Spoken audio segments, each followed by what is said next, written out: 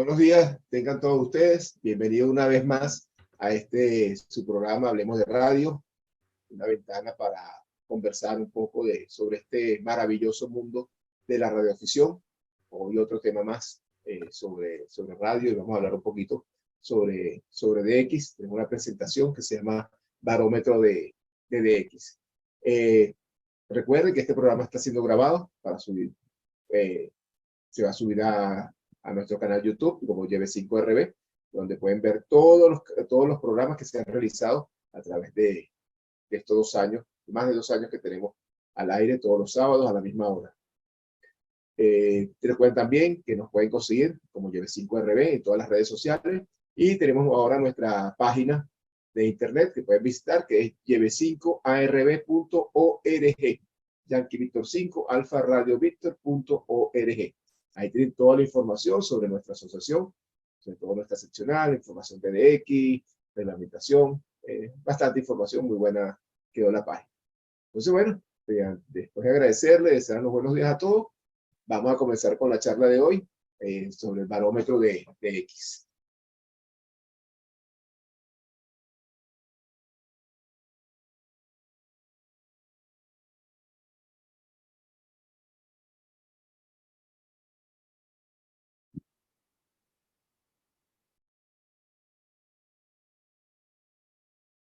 Ok, entonces tenemos acá barómetro de X. Vamos a hablar un poquito sobre las condiciones de X. Esto, bueno, esta caricatura que ven acá será como las condiciones ideales para una estación de DX. Una montaña alta,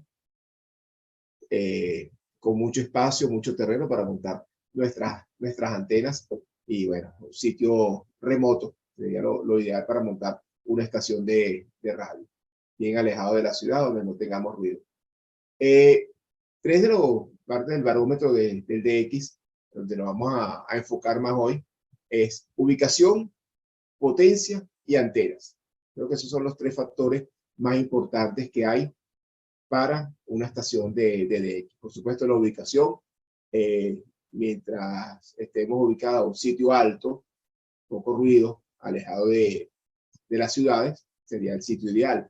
También pudiera ser un sitio cercano a las costas, donde no tengamos obstáculos ni montañas cerca. Sería también otro sitio muy bueno para hacer DX. También tenemos la potencia, que normalmente salimos con 100 vatios, pero siempre con un amplificador con unos 1000 vatios va a mejorar el rendimiento de nuestra estación. Y la reina de toda una estación de DX, por supuesto, va a ser las antenas. Mientras mejores antenas tengamos, vamos a tener mejores posibilidades de hacer estos contactos, hacer DX. Más que la misma potencia, las antenas son más importantes para hacer el DX. Ubicación y antenas. Ubicación y antenas, creo que esos son los 2 factores más importantes para una buena estación de DX. Entonces, ubicación del DX, de la estación, vamos a estar referida a su altura y posición de la antena. Una buena ubicación en torno a una colina o libre de interferencia de radiación. Regular, promedio, sin serios problemas de radiación. Y pobre sería obstrucción, un sitio con obstrucción o problemas de radiación. Potencia, por supuesto, un amplificador siempre va a ayudar mucho en una estación. Aunque no es indispensable, se puede hacer muchos DX, se puede llegar al cuadro de honor sin tener amplificador, pero facilita las cosas. Facilita. Ayuda a que esos QSO sean más rápidos para hacerlo. Un poco de potencia ayuda bastante a la hora de hacer los DX. Entonces tenemos equipos de 100 vatios, que sería la estación base. Básicamente lo que utilizamos la mayoría de los radioaficionados son 100 vatios. Ok, potencia, límite legal, 1000 vatios, por lo menos en el caso de Venezuela, la potencia máxima es 1000 vatios. Hay países que la máxima es 1500 vatios. Hay otros que no tienen límites de potencia, pero por ejemplo para los concursos de radio, los que patrocina la revista CQ, el límite máximo es 1500 vatios que se puede utilizar.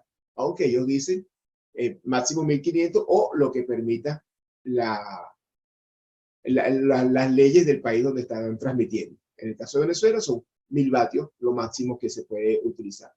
Potencia mediana, promedio de 150 a 500 vatios y baja menos de 150 vatios, que es la mayoría de las estaciones de radio que tenemos, usamos esa potencia.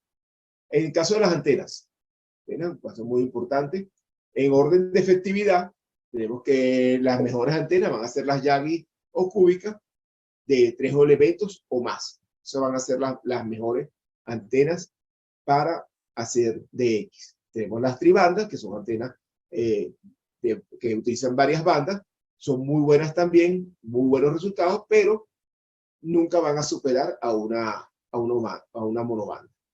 Tenemos 2 elementos, vertical o dipolo, que son antenas que funcionan también, pero el rendimiento, comparándola con las otras antenas, no es tan bueno. Siempre una buena Yagi o una buena cúbica va a ser superior a un dipolo o a una antena de menos elementos. Bueno, por supuesto, los inventores de la antena, de la Yagi. La monobanda, que es una de las mejores opciones que hay para estaciones de DX, estaciones de concurso. Claro, ¿qué problema tienen las monobandas? Se necesita espacio, porque hay que montar una monobanda por cada banda, para la redundancia, para que funcione. Entonces se necesita mejores torres, más espacio para montar estas antenas, más trabajo, más costo, funciona, pero los beneficios a la hora de hacer DX son muy superiores. Como las antenas tribandas, son antenas más pequeñas, son antenas compactas, diseñadas para estaciones pequeñas o sitios donde no se puede instalar esta cantidad de antenas. Aunque ahorita en estos tiempos han salido nuevos sistemas de antenas multibandas que funcionan como monobandas. Entonces ya suplementan este tipo de tribandas, pero son antenas grandes y son antenas muy pesadas. Estamos hablando de antenas que superan los 50, 60 kilos de peso, que hasta pueden llegar a pesar 100 kilos, porque es una multibanda, pero cada banda sí se comporta como una sola, o sea, no tienes, o sea, son elementos independientes cada antena. Entonces ya eso superaría mucho a una tribanda, prácticamente tendrías una monobanda en cada banda. Tenemos estas antenas que hace unos cuantos años salieron al mercado, son que llaman antenas dinámicas, son antenas motorizadas, que es una antena multibanda, pero ella funciona como monobanda en la frecuencia o en la banda en que estemos transmitiendo, porque ella tiene unos motores que se autoajustan cuando uno cambia de banda y se ajustan a la frecuencia donde uno está. Entonces sería como una antena acoplada o ajustada a la frecuencia donde estamos transmitiendo. Son muy buenas antenas. El gran problema que tienen ellas es que tienen muchas partes mecánicas susceptibles a dañarse, como los motores. Las antenas verticales, o sea, son antenas muy buenas, pero tienen un patrón omnidireccional. El gran problema de ella es que recoge ruido de todas direcciones, no es como la monobanda que discrimina. Esta es una antena que no discrimina, pero es muy utilizada por la facilidad que tiene, sobre todo para estaciones pequeñas o donde no tienen espacio para montar una antena, una Yagi o una cuadra cúbica. Una de las soluciones que existen es este tipo de antena, la antena vertical. Funciona muy bien, sí, funciona muy bien, pero con ciertos inconvenientes como ruido, es omnidireccional, no concentra la energía hacia un solo sitio, como una antena direccional. Entonces, a la hora del DX siempre, por supuesto, comparándola con la Yagi va a ser superior. Aunque por ahí creo que Mauro me va a decir que me va a refutar un poquito, pero ya discutimos ahorita, Mauro. Los dipolos, bueno, una antena la antena más básica que hay, el dipolo, la antena que más se utiliza, primero, por lo fácil de elaborar, muy fácil de colocarla en cualquier sitio, funciona bien, pero claro, sí, nunca va a ser superior a una llave, una antena que va a funcionar muy bien. Y es una antena bastante básica, sencilla y económica. Y como dice Ramón, cualquier antena es mejor a no tener ninguna. Entonces, esta funciona. Día sábado 15 de julio a las 8:30 de la mañana. A las 8:30 de la mañana. Ya son las 10. Ok, entonces vamos a hablar un poquito sobre el porcentaje, sobre las antenas, las estaciones. Tenemos en porcentaje de radioaficionados a nivel mundial, o sea, superior al 15% de las estaciones. Vamos a tener que una ubicación buena, o sea, para ser una estación buena, estar en ese porcentaje superior al 20% de calidad de la estación, una ubicación buena, alta potencia, 3 o más elementos. Esto haciendo una comparativa en la banda de 20 metros. Tenemos con una antena tribanda en una buena ubicación, con buena altura y una tribanda, vamos a tener un buen porcentaje de éxito en lo que es el DX. También puede ser una buena condición, sería con una ubicación buena, potencia mediana, 3 o más elementos en antena, una ubicación regular, pero con alta potencia y 3 elementos o más.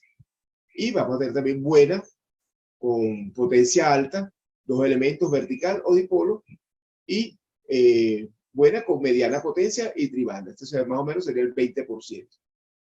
En promedio también tendríamos una ubicación buena, con potencia baja, 3 o más elementos, regular, potencia mediana, 3 o más elementos, regular, alta potencia, tribanda, una ubicación pobre con alta potencia y 3 más elementos, una ubicación buena, potencia mediana, vertical o dipolo, ahí ya los porcentajes nos van a bajar muchísimo, una ubicación buena con potencia baja y una tribanda, y mediana con una potencia alta y una vertical o dipolo.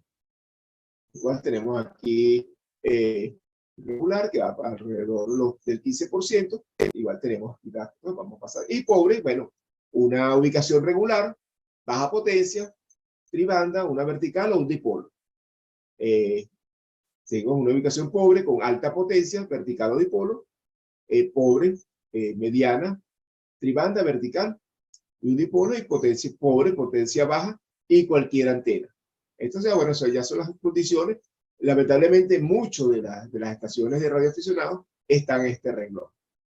Por, bueno, cuestiones de ubicación, porque lamentablemente no se puede. O sea, sí se puede escoger la ubicación, pero no siempre se puede hacer, porque escoger un sitio de, bueno, mira, el problema son los costos. Porque, buscar un sitio bueno, muy bueno para hacer DX, eso significa comprar una casa en un sitio, escoger el sitio, y todo eso lleva altos costos. Para una casa no es nada económico en un sitio ideal, no es nada económico. Entonces eso nos trae problemas, pero lo importante es con lo que tengamos salir al aire y hacer lo posible. Lo que hay que tener un poquito más de paciencia a la hora de hacer DX. Ya con una estación grande, antenas grandes, alta potencia, bueno, hacer un DX es sumamente sencillo, es menos pérdida de tiempo. Bueno, no es pérdida de tiempo, no es pérdida de tiempo.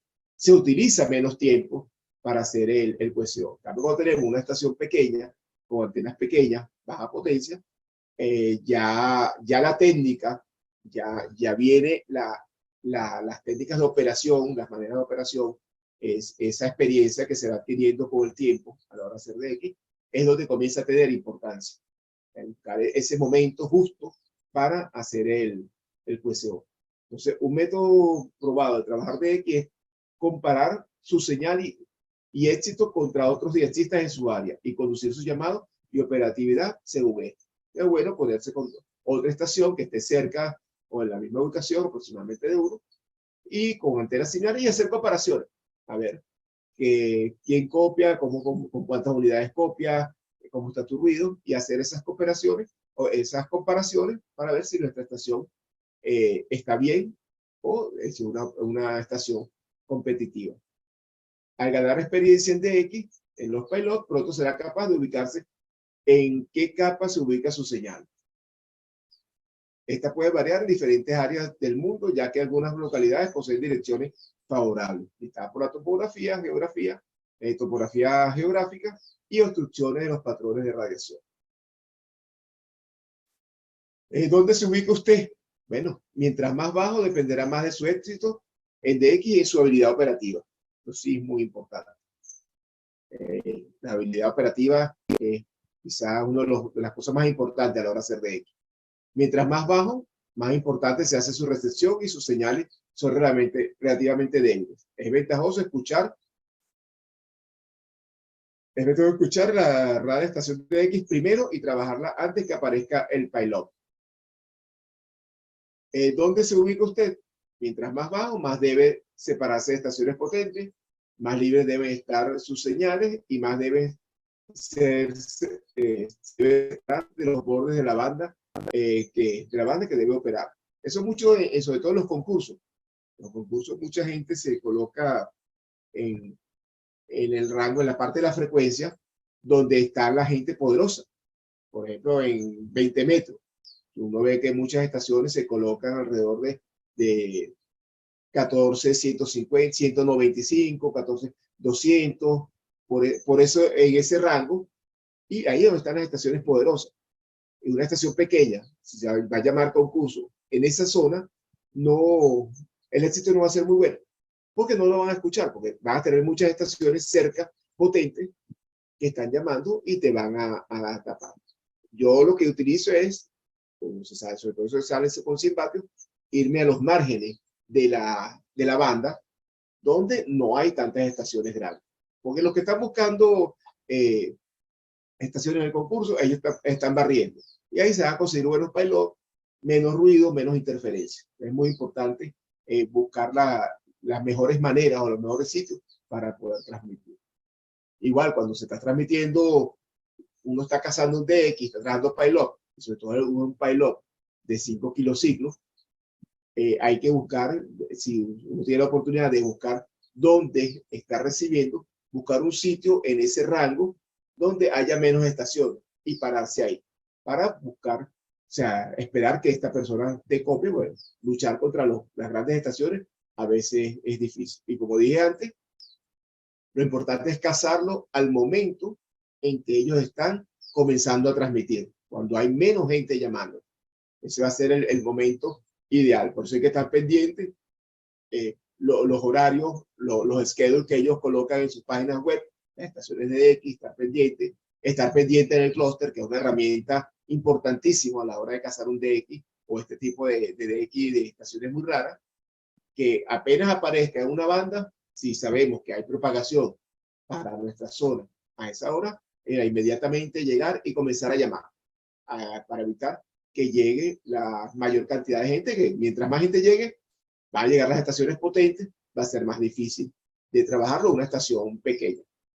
Ok, conociendo su ubicación, la escala le servirá como guía cuando juzgue el éxito de los cambios que debe hacer a su estación, tales como mejorar su antena, aumentar su potencia, lo que muchos quisieran hacer, mudarse a un mejor QTH. Que eso sería lo ideal, buscar ese sitio ideal para hacer DX.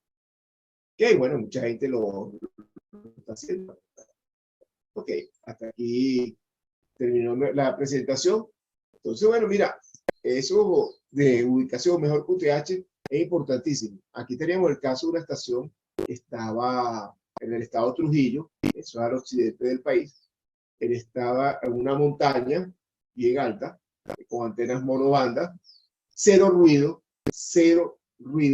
y él copiaba cosas que aquí en Caracas eran imposible copiarlas. Eran imposibles copiarlas porque, primero por el ruido, y aparte, bueno, la topografía. Él estaba en un sitio totalmente libre donde él podía hacer DX tranquilamente sin ruido. Y mire, y las buenas técnicas, las buenas tácticas hay que tenerla muy presente. Yo me acuerdo cuando salió Scarborough, yo lo trabajé, y me acuerdo que yo estaba cazando en 2 bandas, iba switchando, me acuerdo que estaba en 15 y no habían comenzado en 20, pero yo lo que hacía era ir de vez en cuando, irme a 20, a ver. En una que cambió a 20, estaba comenzando a llamar de X. A los 5 minutos lo trabajé. Después de eso era imposible, porque llegó todo el mundo. Llegó todo el mundo y ya se hizo imposible, ya era imposible trabajarlo. Pues no es pasarle por encima de todas esas estaciones grandes que están en el mundo y aparte, pasarle por encima a los japoneses, que lo tenían ahí cerca. En esa época no había tanto chino al aire, pero era difícil. Entonces, bueno, vamos a pasar a la parte de comentarios para que vamos a ver la opinión de cada uno de ustedes sobre este tema, que puedan agregar en su experiencia, que les resulta mejor a ustedes para una estación de radio, según su experiencia, su ubicación, cómo es para ustedes. Enrique, adelante. Muy bien, buenos días a todos. Ah, tengo 2 comentarios sobre excepcional la presentación, ¿ok? Estaba saboreando acá toda la cosa y revisitando los conceptos para saber dónde yo me ubico y si los conceptos están de acuerdo con lo que yo conozco. Está perfecto. Muy bien, Agradecido. Antonio. Yo tengo 2 puntos más que me parece que son importantes en este análisis, que es uno, es que muchas veces no se necesita potencia para conseguir los resultados con potencia, ¿ok? Tiene un poco a ver lógicamente, vos comentaste bien la cuestión de elementos dentro de las antenas, cuanto más tiene la ganancia la antena para compensar una potencia que no sea alta, ¿no? Y una otra cosa que para mí es importante es ángulo de irradiación, de elevación, ¿no? De la transmisión de una antena, ¿no? Yo lo utilizo muy bien porque cuanto más bajo el ángulo de radiación, ¿no? Se choca menos veces y hay ionosfera y la tierra, la agua para llegar al punto, o sea, con la misma intensidad, con menos vatios se consigue los mismos resultados virtuales, ¿no? Do que poniendo potencia en tu estación. Yo utilizo mucho acá en la ciudad de San Pablo porque es una ciudad muy vertical, ¿no? Así como Caracas, ¿no? Entonces, calculo siempre lo que hay obstáculos en vuelta de mí, ¿no? Y calculo el ángulo que este obstáculo está y si mi antena tiene un ángulo de elevación más alto, un poco más alto do que el obstáculo, ¿no? Entonces, si el óvulo principal de radiación de una Yagi es el 15 grados, vamos a suponer el más fuerte, y el obstáculo está a 10, entonces yo siento que está libre el camino para hacer este tipo. Entonces, el ángulo de radiación es muy importante también, es algo muy importante y normalmente Yagi tiene un padrón y Cúbica tiene otra. Entonces, estas 2 cosas me parece que también complementarias ahí a lo que dijiste. Puede cambiar un poco esta relación de poner baja potencia, llevando en consideración este punto que yo comenté ahora, ¿ok? No, perfecto, Enrique. Sí, es muy importante lo del ángulo de radiación. De hecho, las estaciones grandes, las muy grandes estaciones de X, que pueden colocar varias antenas para la misma banda, por lo general la tienen a diferentes alturas para buscar ángulos de radiación diferentes, porque, sobre todo para trabajar ciertas partes del mundo. Para de repente en la ubicación de uno trabajar Japón, necesita quizás un ángulo de radiación un poco más alto para tener menos rebote, o quizás para trabajar ya el Caribe necesitamos un ángulo de radiación más alto. Entonces eso hay que jugar con esos ángulos. Claro, eso son para las estaciones grandes. La mayoría de las estaciones como la de nosotros, bueno, logramos montar la antena a cierta altura y de ahí tenemos que depender que nos escuche, pues no podemos jugar con ese ángulo de radiación. Lo ideal sería buscar un promedio más o menos de un ángulo relativamente más o menos 30 grados, creo que da para todo. Ahí viene un otro punto que la segunda parte, ¿ok? Una cosa es el ángulo de radiación de la antena y la otra es la variación de la altura de la antena que hace que puedas hacer hops distintos, ¿no? Si puedes me compartir la pantalla, por favor. Sí, te doy opción. Sí, puedes compartir. Muy bien. Este acá es un artículo muy antiguo que ni ubiqué más, ni si son silent key o no, hecho no sé en qué época, 2000, ¿no?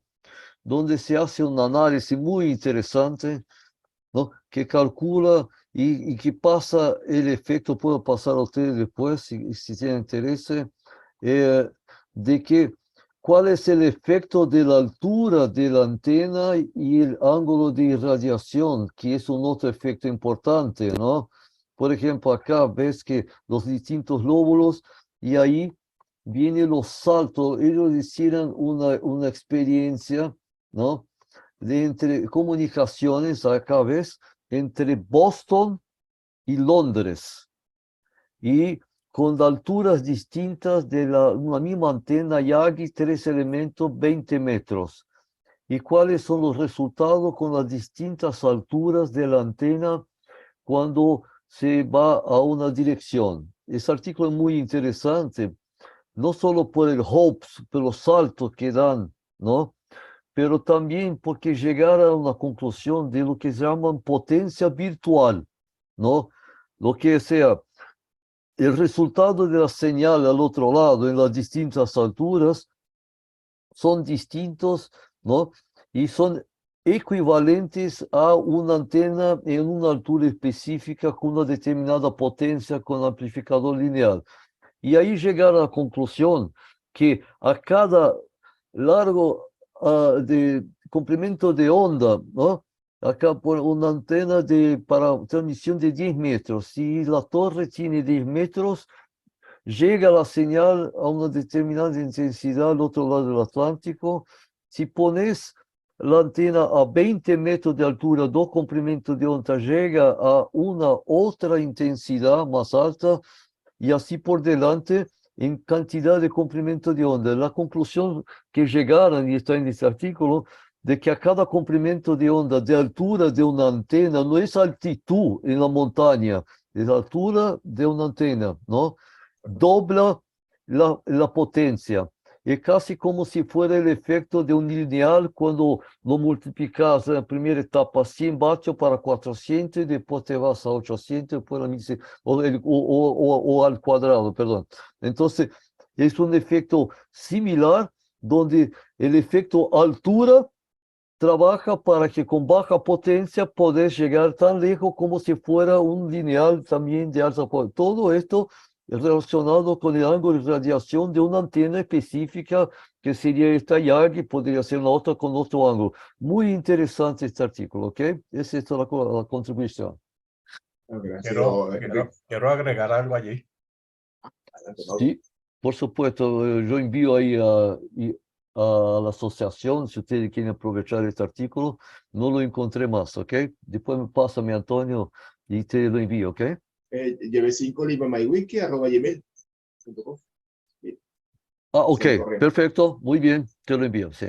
Ok, así de Enrique. Mauro, adelante. Ok, la presentación excelente, muy buena. Referente a las antenas usadas por los concurseros, hablemos básicamente de las posibilidades que tiene la gran mayoría de los radioaficionados, que es una torre de 12, 15, máximo 18 metros. Eso es típico.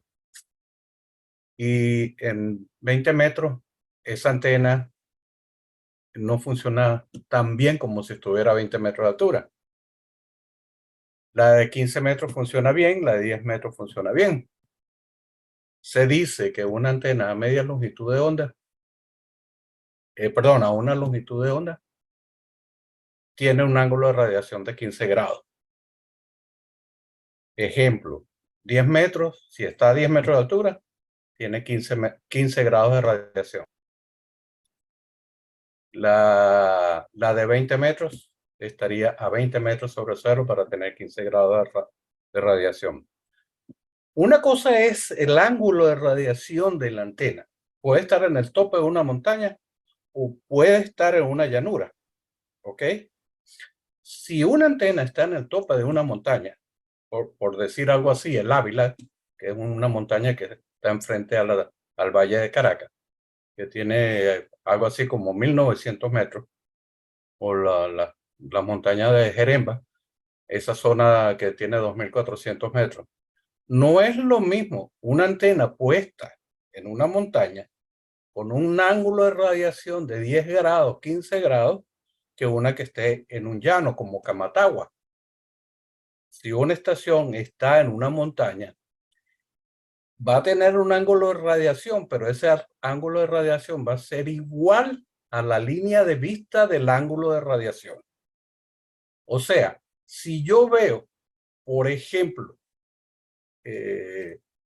una distancia de 600 kilómetros en el horizonte, mi antena va a sobrepasar eso porque no tiene obstáculo. Un ángulo de radiación de 15 grados te permite saltos de 6.000 millas. En cambio, una antena con 45 o 50 grados te permite un alcance de 400 kilómetros, 600 kilómetros, no más de eso. Entonces, depende de dónde se ubique la antena. Depende de su altura, va a tener la eficiencia. Una buena Yagi de 3 elementos en un concurso es ideal. ¿Por qué? Porque escucha por el front to back y escuchan en el overgain, o sea, en la parte de ganancia. Mientras que una antena de 5 elementos se hace muy directiva y corta por el front to back a 20 dB. Entonces, una Yagi de 3 elementos para concurso es ideal. La diferencia entre una Yagi de 3 elementos y 4 elementos es 1,5 dB de ganancia.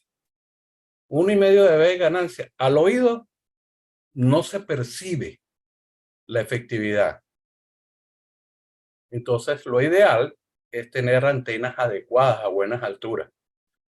Pero la gran mayoría no puede tener un stacking de antenas, una de 10, una de 20, una de 17, etcétera, porque la torre no le va a dar espacio. Necesitaría 2 torres para hacer un buen equipo. Entonces, lo ideal para los concurseros que regularmente hacen concursos con menos inversión de dinero es como comprar tribandas para que se ayuden. No es la antena ideal indiscutiblemente, pero está muy bueno. Yo he ganado concursos con antenas tribandas y con antenas de polo muy bajas en altura. He ganado concursos, pero ahí viene el otro factor, habilidad del operador. Importantísimo. Creo que eso es lo que quería decir. Mauro, Dígame. no sé si mi conclusión, si yo entendí, pero yo divido entre altura de una antena y altitud, ¿ok? O sea, así como Antonio mencionó, ok, había una estación en el tope de una montaña y que escuchaba, lógico, porque estaba en silencio absoluto por ahí arriba, sin obstáculos envueltos, porque una montaña alta se presupone que no hay obstáculos envueltos, es una cosa. Y otra cosa es la altura de la antena en relación al suelo y al tipo de ángulo de radiación de la característica de la antena. Entonces, yo entendí que también estás haciendo esta división, ¿no? Porque acá, por ejemplo, en Brasil hay un radioaficionado que está en una ciudad que está a 2.000 metros de altura. Y él siempre comenta, es la estación más alta de Brasil, pero no entiendo como siendo una ventaja si él tiene una estación donde la antena esté baja, por ejemplo, porque si todo se refleja al cielo, no adianta nada estar en una altura de 2.000 metros. Entonces, se separan las dos cosas. ¿Es así también que pensás o no? Por supuesto que sí. Por ejemplo, por eso mencioné, una antena tiene que estar a una longitud de onda para tener un ángulo de radiación entre 12 y 15 grados. Cuando tú tienes una antena de 20 metros a 20 metros de altura, esa antena de 1, 2 o 3 elementos siempre va a tener un ángulo de radiación de 15 grados. Si estás en una montaña, ¿qué te va a hacer la montaña? Te va a despejar el horizonte. En cambio, si estás en una zona plana como la Sin zona... obstáculos, sí. No obstáculos, sino por ejemplo como la zona que tenemos, la estación que tenemos para concurso en Camatagua, que está es un llano, su rebote va a ser menos efectivo que una antena que esté en una montaña. Quiero corregir la explicación. Por ejemplo, en Camatagua hay una antena de 3 elementos para 40 metros. Esa antena es fantástica. 4 elementos. 4. 4. Ok. Esa misma antena en una montaña de 2000 metros, por supuesto, va a tener un ángulo de 15 grados, pero su despeje en el horizonte va a estar mucho más limpio que si estuviera en el llano. Por la altura. ¿Ok? La altura en relación al horizonte, sí. Pero el horizonte va a estar mucho más allá que en el llano. Exactamente, es simplemente trazar una línea vertical sobre el horizonte que equivalga a 15 grados. O sea, no es lo mismo hacer esa misma línea en el llano que en una montaña. Hay un fenómeno en las ondas electromagnéticas que se llama la zona de Fresnel. Y la zona de Fresnel está ocupada por 2/3 de la señal. En cualquiera de las bandas, en VHF, UHF, microondas. Cuando tú tienes obstáculos en la zona de Fresnel, ¿qué te produce? Ruido. Las estaciones que tienen esa altitud, por supuesto, van a tener menos ruido. Pero no es lo mismo tener una antena a 10 metros de altura en 2400 metros que tenerla una antena de 40 metros a 40 metros sobre el suelo en el llano. La que está en el llano va a ser superior a antena por el ángulo de radiación de la antena. Son dos cosas diferentes. La línea visual, que es donde va a tener el espejo la antena como tal. No sé Aquí si... hay, sí, perfecto. Sí, se te entiende perfectamente, Mauro. Vea, quería que Gabriel aquí está haciendo un comentario. Creo que seguramente no tiene micrófono. Dice, además de los 3 puntos hablados, ubicación, potencia y antena, no habrá otro punto a tratar, quizás la tecnología, para no referirse al modo. Es decir, que en un futuro, fonía en voz digital, en HF, podría reducir la potencia del ancho de banda, incluso minimizar los otros factores. No, porque todos los modos, toda la tecnología, lo que es a la hora de transmitir, para cualquier modo o para cualquier forma, va a ser la misma. O sea, son parámetros que no van a variar. Mucha gente dice que el FT8 copias mejor, claro, porque es un programa que realizaron para copiar señales muy bajas. Eso ya es otra cosa. Pero lo que es a nivel de ubicación, propagación, siempre va a ser lo mismo. Sea el modo, sea lo que sea. Ahí creo que la tecnología no va a variar mucho a lo que existe. Bueno, ahí sí, hay una corrección allí, Antonio. Ah. Cuando tú tienes, vamos a hablar de que tengas un transmisor y un receptor separado. Okay. Para entender el fenómeno que voy a decir. Cuando tú tienes un receptor que tiene una señal ruido de 114, 115 dB, o sea, menos 115 dB, comparado con uno que tenga menos 80 dB, el de 115 va a ser mejor porque va a escuchar más en el ruido. Eso destaca la tecnología. Exacto. En ese caso sí. O sea, a eso iba. En los receptores de tubo, por ejemplo, de hace 40 años atrás, no pueden ser mejor que los receptores de estado sólido de ahora, puesto que los componentes son menos ruidosos, los tubos son muy ruidosos de por sí. Entonces había que ponerle unos preamplificadores a esos receptores para llegar a niveles de menos 80, menos 90 dB, aumentando el nivel de ruido que no lo podías cancelar porque para esa época no había tecnología para hacerlo. Hoy sí lo puedes hacer. Claro, a eso terminaste de completar el punto que iba, que la tecnología ayuda en ese sentido. Mejores filtros, quizás mejores otras cosas. Pero al momento de lo que es transmisión, recepción, antena, todos esos parámetros siempre van a ser los mismos. Siempre van a ser los mismos. Y va a cambiar la tecnología, claro. Pues, cada vez hay equipos mejores, como tú dices, mejor sensibilidad, mejor selectividad, muchos cambios. Igual las grandes estaciones, tú ves que ahorita tienen cualquier cantidad de filtros para mejorar recepción, todo eso, ahí es donde entra la tecnología. Pero lo que es por modos digitales, voz digital, yo creo que los parámetros van a ser los mismos que cualquier otra transmisión que se haga por radio. Sí, por supuesto, la modalidad no importa. Lo que va a importar es la efectividad de la antena, que es la que va a hacer el trabajo de la estación. Tú puedes tener una estación con 1000 vatios, pero si no tienes cómo ir, no llegas a ningún lado, no haces nada en el concurso. Exacto, no hace nada. Y eso le ha pasado a mucha gente, mucha potencia, pues lo copia. Si lo copia, le pasó hace muchos años, creo que era una estación en Grecia, ellos salían como con 10 kilovatios y no hicieron nada. ¿Okay? Todo el mundo lo escuchaba, pero ellos no copiaban. Entonces eso no hace ningún efecto. Fíjate, en el caso de las antenas, Mauro, ahorita están construyendo, y hay varias marcas que lo hacen, antenas multibandas, pero se comportan como monobandas. No las tepear, sino que ¿qué hacen ellos?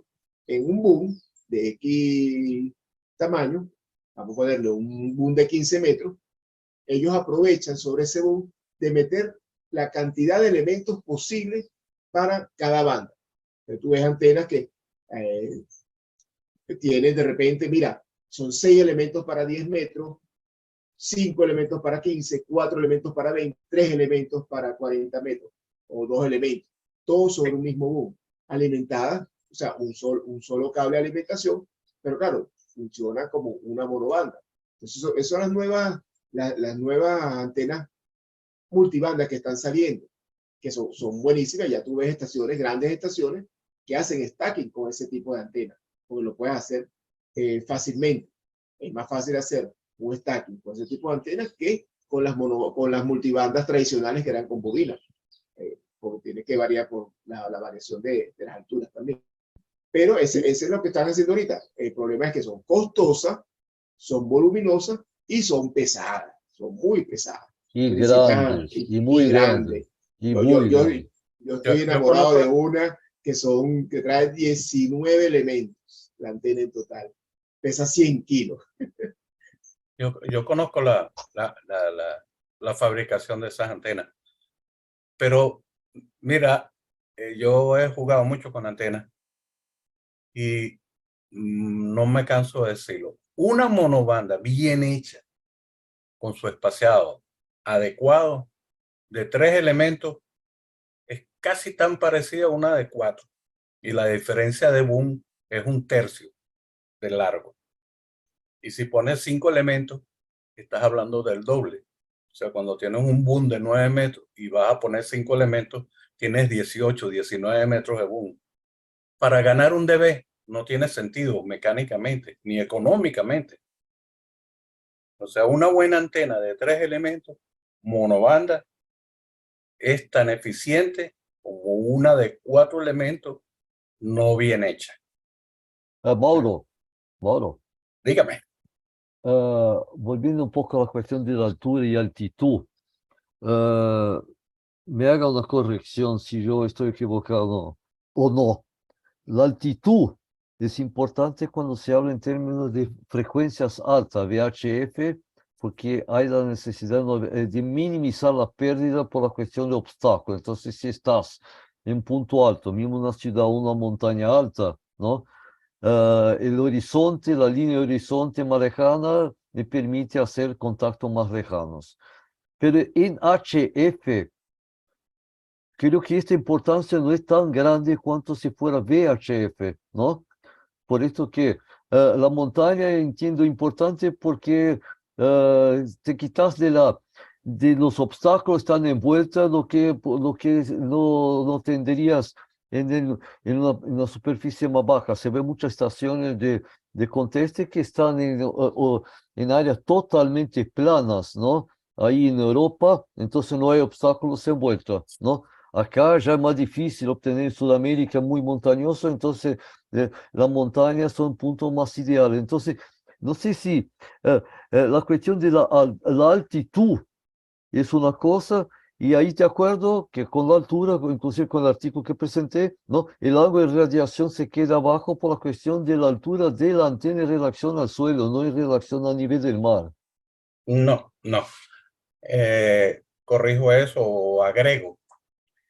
Si tú tienes una estación a 2000 metros de altura y la antena está a una longitud de onda sobre el piso, hablemos de una monobanda, esa antena va a ser más eficiente que una que esté en el llano a la misma altura. Hablemos de 20 metros. HF, sí, ¿Por ok. qué? ¿Por qué es más eficiente?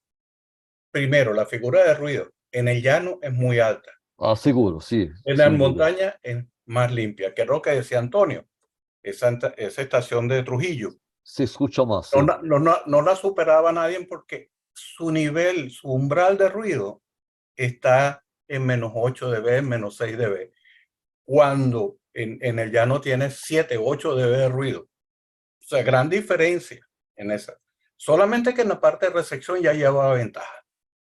Y la línea de vista, porque siempre se habla de línea de vista, el rebote de una antena que esté en el llano va a ser equivalente a 6.000 millas, pero no es lo mismo 6.000 millas del llano que 6.000 millas de una montaña que está a 2.000, porque no tiene obstrucción de ningún tipo. Puede correr hasta 8.000 millas, 9.000 millas. Pero mira, el primer rebote, los demás no son tantos. Los ángulos son iguales, pero el primero, segundo rebote, estoy de acuerdo. Pero los demás creo que ya serían más o menos iguales, ¿no? Sí, sigue siendo igual, son múltiplos. Si tú tienes 6.000 millas y llegas, por ejemplo, al Asia en 2, 3 saltos, ¿verdad? Con una antena que tú la tengas a un cuarto de onda sobre el piso, vas a llegar al Asia también, pero ¿en cuántos saltos? En 8 saltos. Tu señal llega debilitada. Muy bien. Exacto.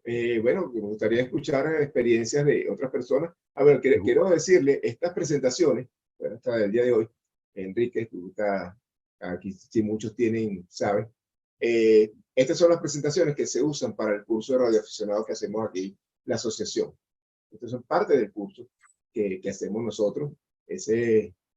Para que vean, aquí hay varios alumnos que están en el curso, vean la calidad de presentaciones, no es por estarnos echando y no es por echársela, pero estos son los cursos que hacemos nosotros. Mira, algo que quiero agregar que es interesante, y que también va para esos aficionados nuevos que van a implementar sus estaciones. Mi mayor número de contactos está en la banda de 40 y 80 metros. 80 metros tengo el 60% de los contactos totales de los que he hecho en mi vida. Y en 40 metros lo mismo.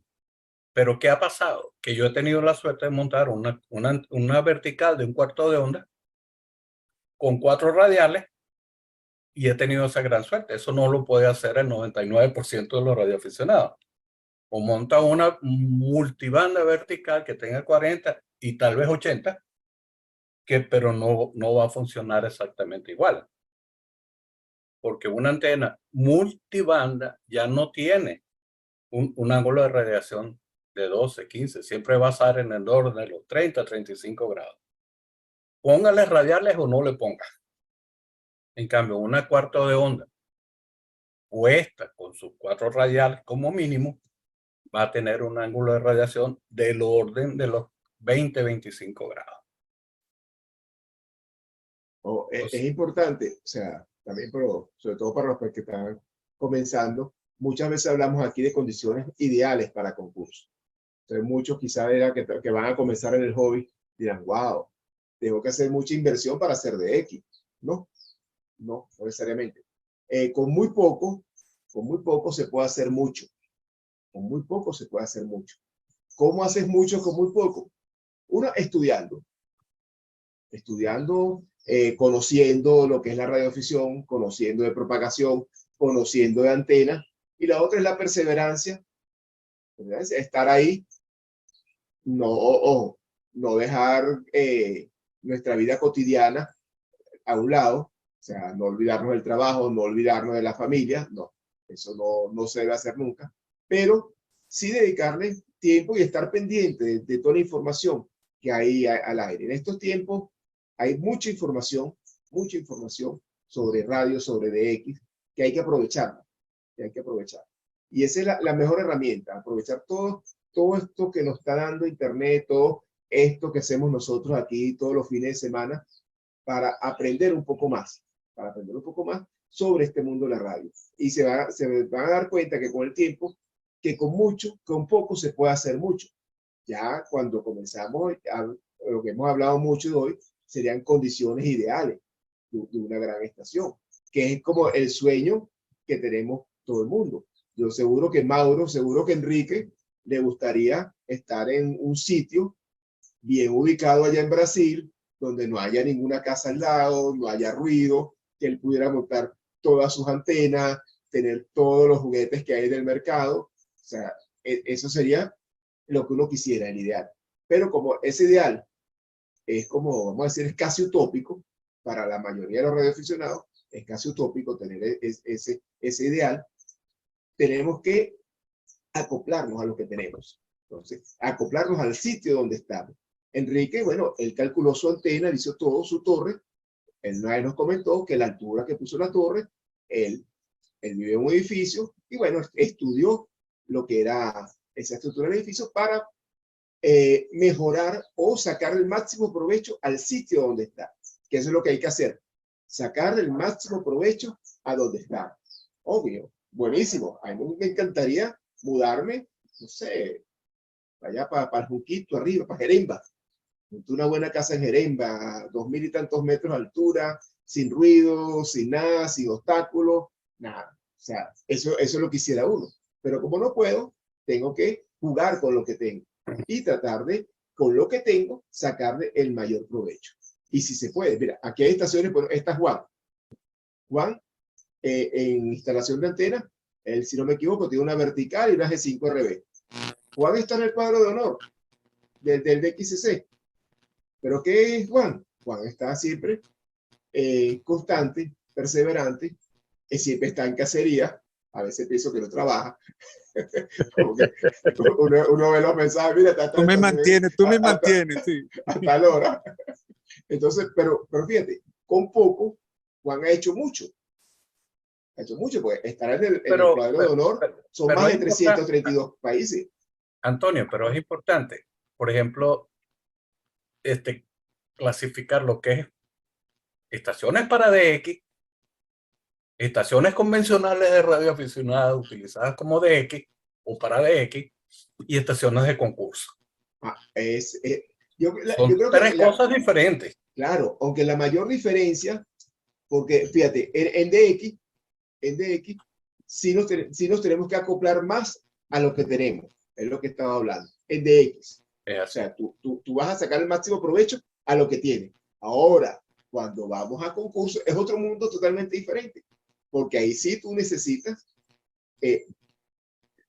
conseguir el mayor rendimiento a tu estación. Y ahí sí necesitas un sitio bueno si quieres ser competitivo. Recuerda que eso ya es una competencia. O sea, muchas veces tú no puedes competir, sobre todo en estos tiempos, como digo yo a veces, estos tiempos modernos, como competíamos antes.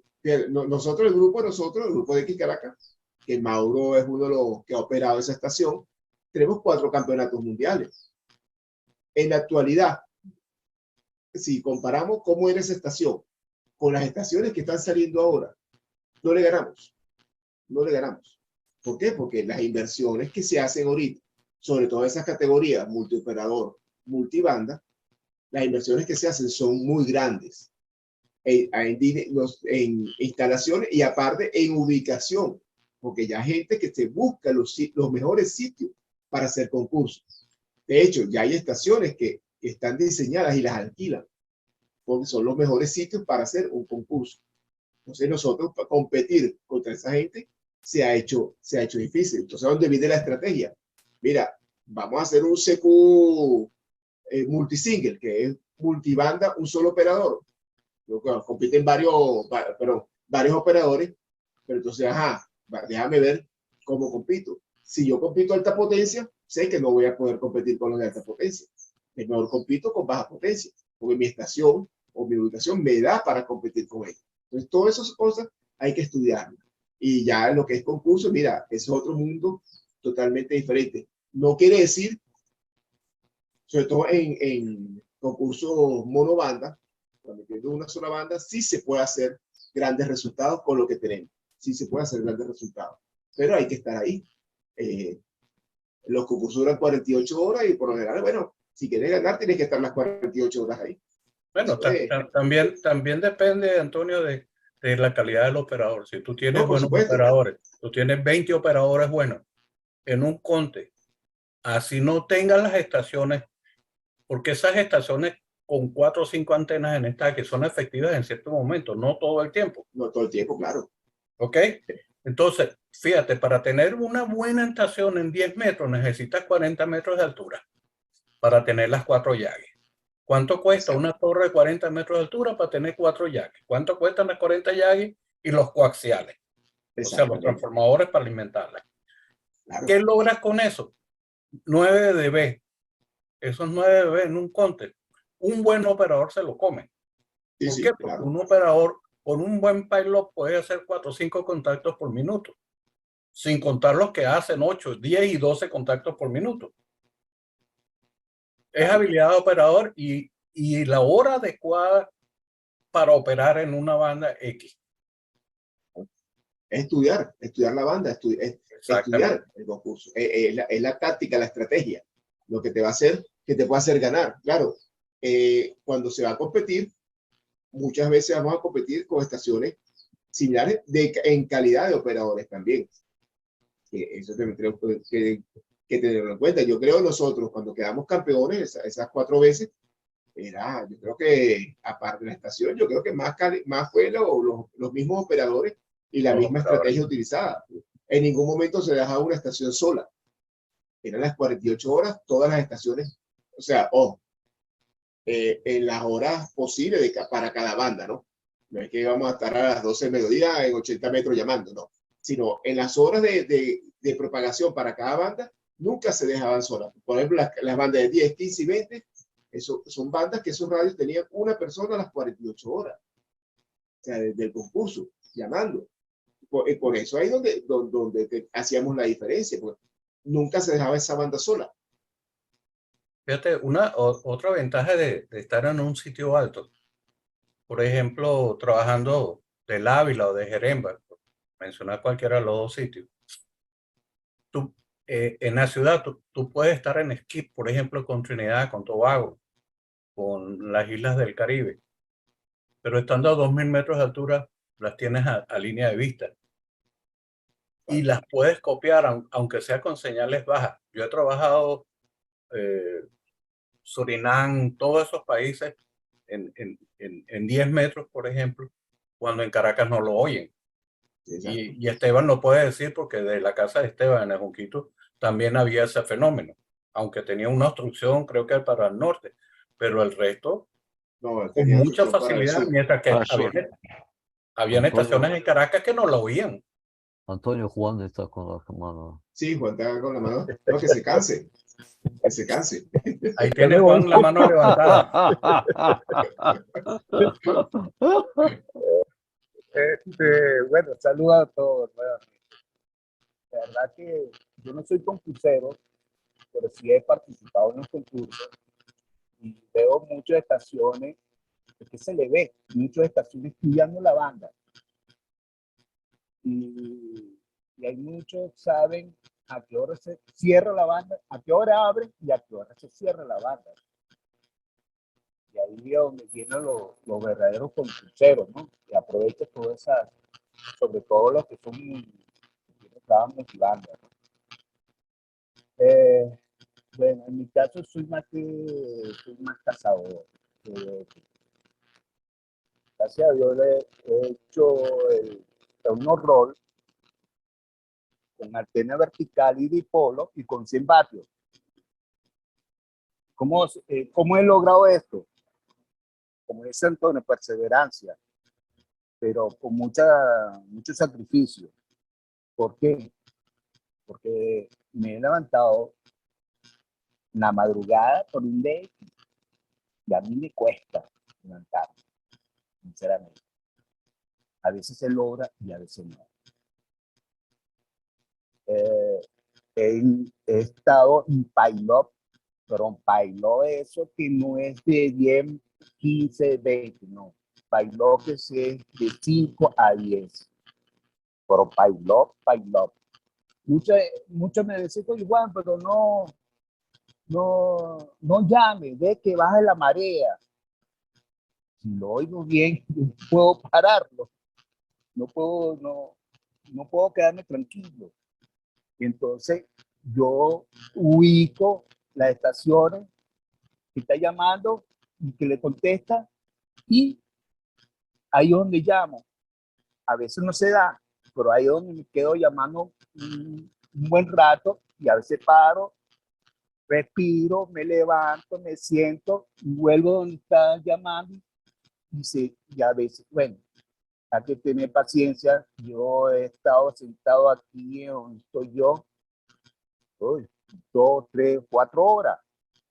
Es que había una propagación aquella vez, en esos tiempos, había una propagación muy buena, buenísima. Y se ha logrado.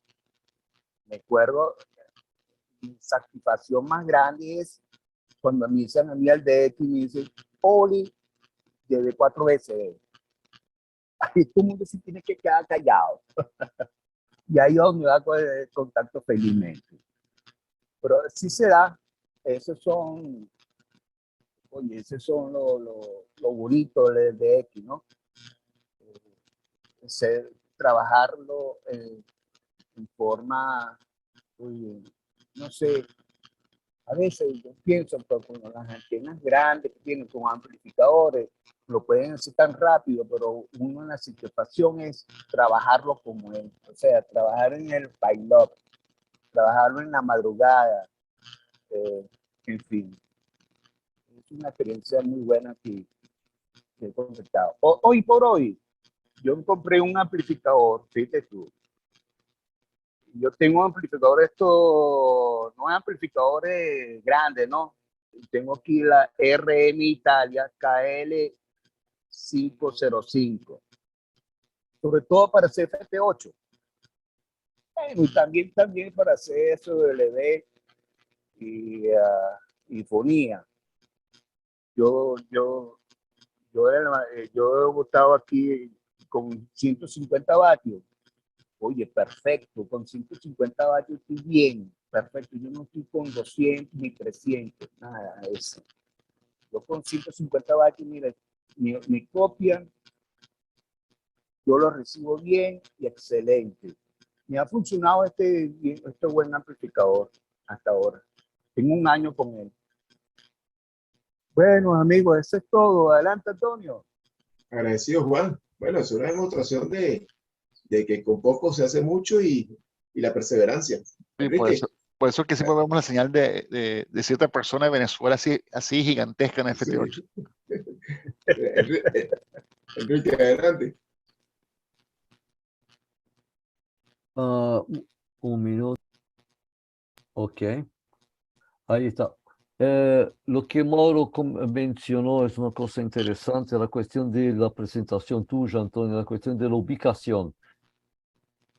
Y que es distinto una ubicación de una estación que para concurso de una que no es para concurso. Entonces hay un efecto acá en Brasil provocado por la cuestión de los concursos, ¿no? De que las estaciones, las buenas estaciones están se moviendo a la línea del Ecuador. ¿dónde están ustedes? Porque las estaciones que están mucho más al sur, como nosotros acá, en el trópico de Capricornio, básicamente, están lejanas del tráfico principal de los contactos en los concursos en la cuestión este-oeste, oeste-este.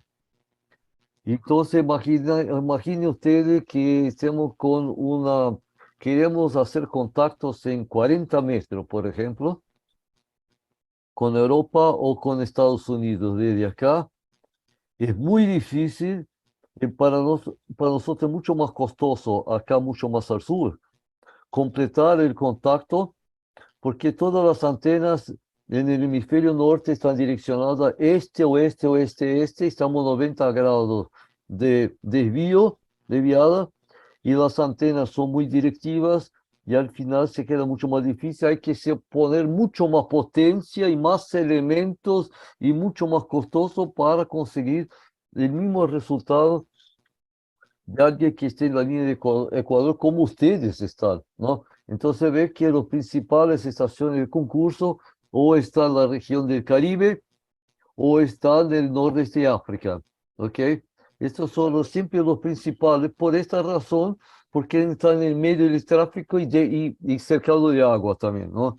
Entonces, es un efecto de ubicación por la consecuencia de cómo los concursos andan. Entonces, ubicación, lógicamente, está muy relacionado con la cuestión de la finalidad. Exacto. Fíjate, es un comentario importante, Mauro. Enrique. Fíjate que es algo interesante que yo siempre decía, no me había percatado esa parte de la dificultad que tienen los del sur con esa parte de ese que todo el mundo transmite de este oeste, oeste a este. Sí, es importante. Por eso, un comentario que hizo Mauro hace un rato sobre las antenas, sobre los 3 elementos y no 4 o 5 elementos sobre la directividad. Yo siempre he pensado que una antena para concurso se debe tener, sí, cada opción tener las dos, con mucha directividad y poca, porque puedes hacer switcheo. Pero a la largo de un concurso, yo pienso que en uno de 3 elementos, el ángulo de apertura es mayor. Entonces va a abarcar más zonas. En cambio, mientras más aumentando la ganancia, vamos cerrando ese ángulo de apertura. Y todo lo que llega por estos lados no se copia. Algo parecido a lo que tú estás hablando. Están apuntando a Europa acá, el SAI, el lado de la banda, el lado de la antena, no va a funcionar, va a recibir muy poco, muy baja. Entonces, por eso, antenas tribandas, en esos casos son muy buenas. Bueno, tú apuntas aquí por Venezuela, apuntas a Europa con una antena de 3 elementos y el norte de África lo vas a copiar perfectamente.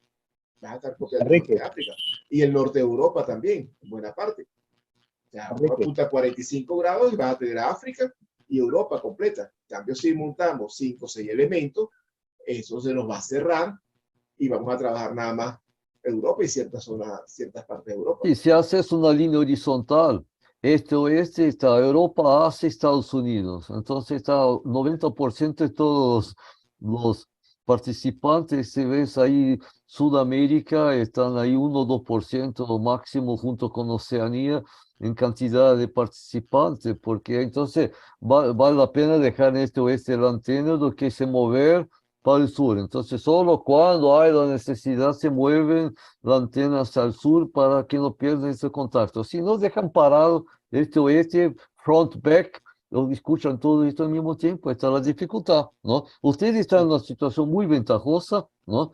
Porque está justamente en la línea de Ecuador. No, no tanto, Enrique, no tanto, ¿No? Enrique. Fíjate tú que en 40, nosotros aquí en Venezuela somos mejores, en 40. No sé si usted es tanto como nosotros. En 20 creo que somos iguales, podemos competir. Pero en 10 metros, Enrique, ustedes son unos fenómenos. Nosotros, la banda de 10 metros se abre, no es por la mañana, es como el mediodía, hasta acaso como las 10 de la mañana de acá, hasta la tarde, ya como las 5 de la tarde aquí ya se está yendo, en la noche no. Yo lo he escuchado en Yemen, y no solamente los brasileños, los argentinos, los chilenos. Yo los oigo trabajando a los americanos, sobre todo, a esa hora son los americanos. Europa, Europa para ellos ya se les cierra ahí. ¿Por qué motivo? Me pregunto, de verdad que la respuesta no la tengo. ¿Por qué en 10 metros se comporta tan raro? Parte de la transecuatorial. Porque existe solamente en esta región una falla magnética. No sé si ustedes conocen la distribución magnética. Hay una falla magnética que está en la parte sur de Brasil, no alcanza hacia Argentina, que ya tiene otro tipo de propagación, y que cruza el Atlántico hacia Sudáfrica, está se moviendo. Entonces, por esta razón, nuestro comportamiento es totalmente distinto en 10 metros de todas las otras regiones. Es algo preocupante, porque nunca bate y algunas veces nos pasa zona de silencio también por esta cuestión, ¿ok, Juan? Y también tienes lo que es la propagación transecuatorial. Eso ayuda Ahí en 6 muchísimo. metros, en 6 metros de acuerdo. Y en 10 metros también siempre hay, bueno, que 10 metros está ahí cerquita en esa banda y creo que también ayuda mucho. Pero hay otro factor importante también, que cuando tú tienes 10, 20 estaciones trabajando 10 metros en Argentina, Chile, Brasil, Uruguay, Paraguay, en Venezuela hay 1 o 2 estaciones. O sea, hay menos posibilidad de hacer contacto. ¿Por qué? Porque no hay actividad. Pero te puedo decir, llevé 2 acá, creo, en el año 82, fue campeón mundial en 10 metros, pasando por encima de Argentina y chileno. ¿Qué quiere decir? Que cuando tuvo la apertura con japoneses, metía 4 o 5 contactos por minuto en el log, y lo mismo con los americanos. La apertura contra Estados Unidos desde 10 metros en Venezuela es para meter 4 o 5 contactos por minuto en el log. Eso te pone en el orden de los 4 o 5 mil contactos típicos, sin contar Europa, sin contar el resto de los países. Lo que sentimos acá, se habló de la cuestión de la transecuatorial para 10 metros, como Antonio mencionó, ¿ok? Hubo recién, así como empiezo ahí del verano, la propagación de 6 metros mejora mucho y sentimos esto ahora y utilizamos mucho la transecuatorial para explicar la transmisión de distancias similares en sentido norte-sur en relación al Ecuador, ¿no? Estamos 43 grados al sur, sería más o menos favorable para quien esté a 43 al norte, ¿no? Y lo que pasó es que nuestros hermanos del nordeste de Brasil, que están cerca de la línea de Ecuador, como ustedes, se imaginaba que no podría hacer este tipo de contacto, como ustedes están imaginando. Y lo que pasó, justo al revés. La mayor parte de los contactos fue en sentido horizontal. Es interesante, es a lo largo del Ecuador, no es no cruza el Ecuador. Entonces, todos los contactos, él lo hizo muy rápidamente, en fonía y todo, haciendo contacto con Norteáfrica, con Asia, con Europa y a este oeste, que nosotros no alcanzamos, porque ellos no,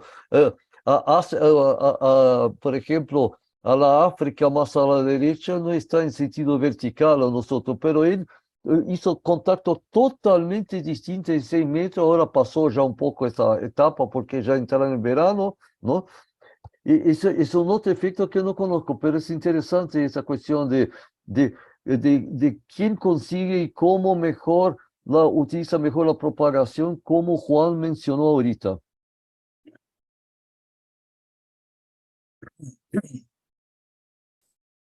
Antonio, cuando tú haces contacto con Japón, ¿por dónde pones la antena? ¿En el long pass o short pass? Yo aquí de San Pablo. Sí, Porque no, la pregunta contigo, Enrique. Ok, bien, long, ¿por qué? Porque nuestras señales no cruzan la Antártica por la cuestión de las auroras boreales, o sea, se impide, no hay contacto, o sea, no conseguimos acá donde estamos hablar con Australia, por ejemplo, son nuestros vecinos al otro lado del Polo Sur, entonces siempre long pass, arriba de los norteamericanos. Y los japoneses también. Interesante, no sé, ¿y ustedes cómo es? Bueno, yo siempre he puesto el long pass para los japoneses. Ah, ¿sí? Siempre, ¿Y siempre. si te pones al sur, qué pasa? Bueno, es que para Venezuela el long pass es mirando al sur. No, O no, sea, si pusiste, hablaste con japoneses mirando al sur alguna vez. sí, sí, por arriba de Argentina. Por esto, no, a nosotros es imposible, no sé por qué, porque estamos muy cerca de Antártica y viene este efecto ahí que nos impide de hacer esto. Es el mudo. Son los rebotes. A eso me refería anteriormente. Cuando tú tienes una antena a buena altura y tienes 2, 3 rebotes, Japón está a 12.000 millas. Entonces en 3 rebotes tú le llegas. Si lo haces por el short pass, acortas esa distancia, modificas el ángulo. Seguro, también es una otra explicación. Acá se utiliza mucho la explicación de la parte magnética que ocurre sobre los polos, ¿no? Entonces hay mucho efecto que nos impide de esto. No sé si es esa la cuestión, ¿no? Porque nadie consigue, no es solamente yo o el vecino que tiene distintas estaciones, pero nadie tiene un contacto en ya no sé más, el shortcut con los japoneses do que el longpad. Es interesante. La Tierra es así, nuestro planeta, mono. Es así, no tiene cambio. Oye, tuve un bajón de luz que me apagó la computadora. Ajá. Ya estoy de Pero vuelta. ¿a ti o a la casa? Bueno, en la casa. Pues Está, esos bajones de luz que no son nada extraños aquí. No está son nada extraños. retrasado con los pagos de la electricidad, mano. Sí, No, eso fue que le metió 1 kilovatio en FT8. sí, sí. No, ese lineal tiene tiempo que no se prende. Ah, lo prendí estos días. Va a hacer un juicio ahí en fonía. Fíjate, me pasó un fenómeno en un concurso en el año 76, 76, sí, 76, en 80 metros, con una antena que monté como a 120 metros de altura. Me aproveché de unos cables de alta tensión porque vivía en el litoral y tenía un valle, o sea, los cables de alta tensión estaban más o menos a 120 metros de altura. Y agarré un payload de japoneses increíble. No me recuerdo ahorita cuánto, pero nunca lo había trabajado, pero era sencillamente por la altura de la antena.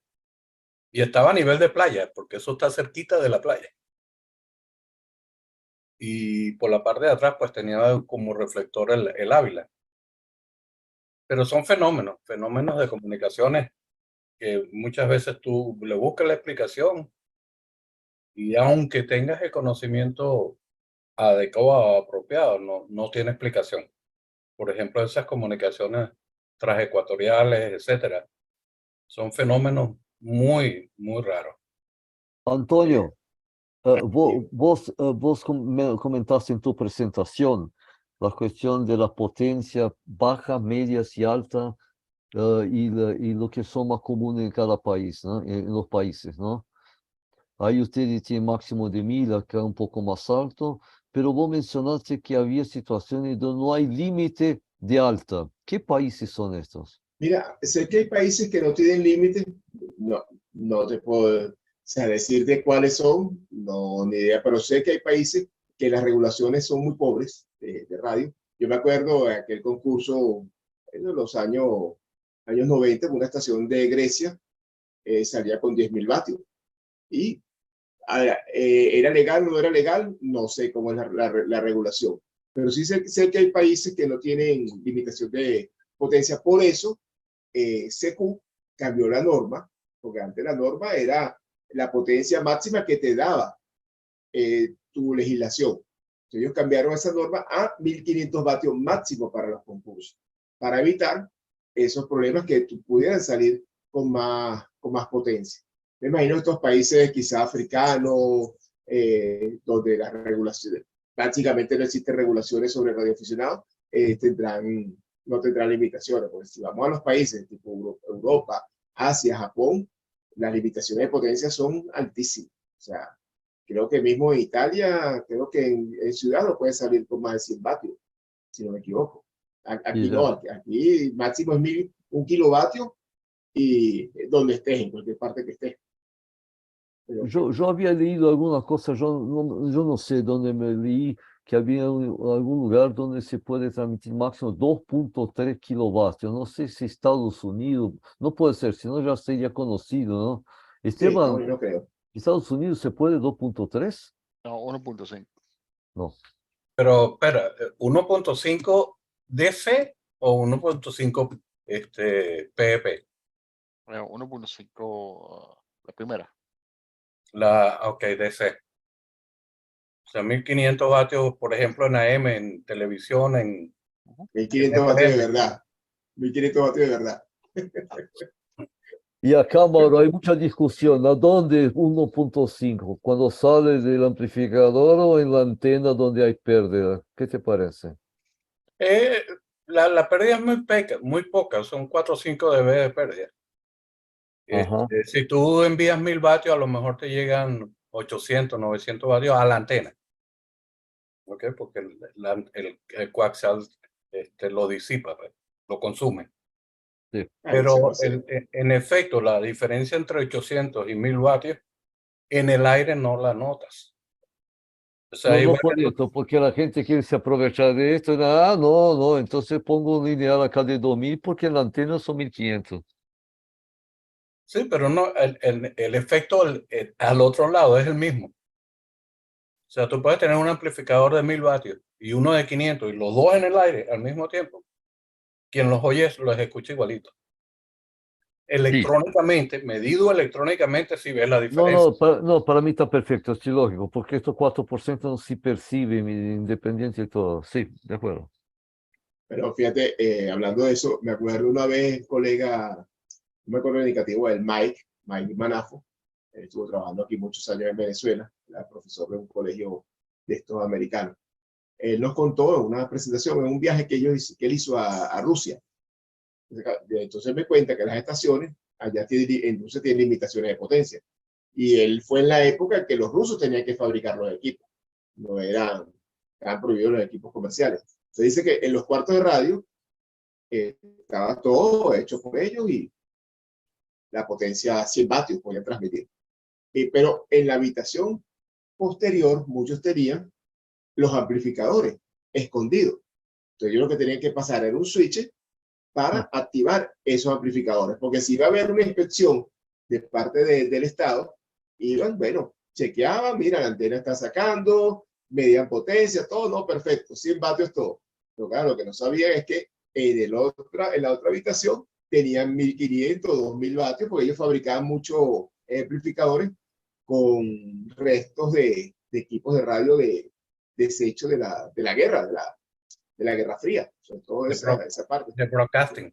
de broadcasting. Entonces usaban mucho esos equipos que, o sea, partes de esos equipos para hacer sus amplificadores. O sea, tú veías que salían con 1000 y pico vatios, aunque esa época los rusos, a veces los escuchabas aquí, wow, el audio pésimo, malísimo. O sea, con eco, para sintonizarlos era un lío, todo pues, eran equipos caseros. Si no tenías estabilidad en la frecuencia. Sí, nada. Ahora no, ahora tú eras estaciones rusas y Yo he visto mucho amplificador ruso, sobre todo ucraniano. Muy buena terminación. bueno, de hecho, ahorita de esa zona del este están haciendo cosas muy buenas. Ahí está este amplificador nuevo, el Genius, que es de la línea de Flex, que eso lo fabrica ya Ranco en Croacia. Son muy buenos amplificadores, totalmente automáticos, una belleza No, amplificador. el KPA 1500. Exacto. Pero ese es Icon, eso no sirve. No, eso no es Icom, chico. Ese es Elecraft. Ah, bueno, pero Elecraft, Por favor, Elecraft. edúquete, chamo, Sí. edúquete. No, pero estoy hablando allá del este de Europa. Es que se le fue acuérdate que se le fue la luz. Sí, se me fue la luz. Ahí Mira, está. vamos a pasar al Open Bar. Vamos pues. Y le bajó el breque también. Bueno, agradecido a todos ustedes por hacerse presente el día de hoy. Otro sábado más de una buena charla, de una buena conversación entre amigos radioaficionados, donde aprendimos algo más el día de hoy. Lo bueno de esta charla es que siempre se aprende algo Puedes tener toda la experiencia que quieras, pero siempre hay algo que aprender. Eso es lo importante. Recuerda, este programa fue grabado, lo van a poder visualizar de nuevo si quieren, si les gustó, en YouTube, en nuestro canal de 5RB. Y bueno, nos vemos el próximo sábado. Ya Esteban tiene su tema listo por ahí. Él va a una presentación para el próximo sábado. Entonces, bueno, nos vemos el próximo sábado. Tengan feliz fin de semana. Se cuidan mucho y hasta el próximo sábado.